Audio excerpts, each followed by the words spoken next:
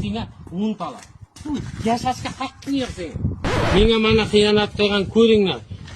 Jamiyatda yashashga haqqi yo'q. Eshityapsizlarmi? Haqqi yo'q jamiyatga. Hamma meni xo'rlagan yetimning borqi monglayini bitib ishlasa, shu o'sib o'sib ketardi borqi yetim bachalar.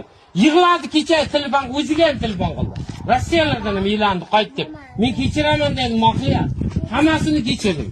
Otasi bilan yenasi aytgandan keyin kechirdim. Hamma narsani kechirdim. Xiyonat qilganigacha kechirdim borqi, tushunyapsizlarmi?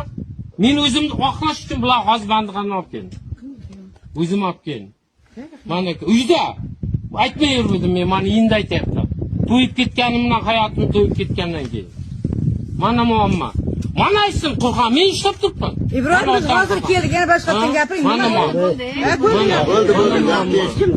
Mana aytsin. Mana aytsin, otasiga gapirdi. Mana otasiga gapirsin.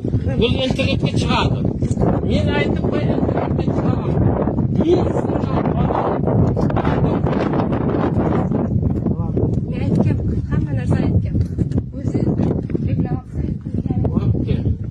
Talanglar bit, mendan talanglar bit. Minjirakka xalqning ichida talang bor. Talang. Yo'q, men yashamayman. Men yashamayman. Mana otasi jamoatga shunday hokim bordir, yashashga haqqi bormi? Senga untala. Yashashga haqqing yo'q senga. Nima yo'qale? Bari yo'qal billat.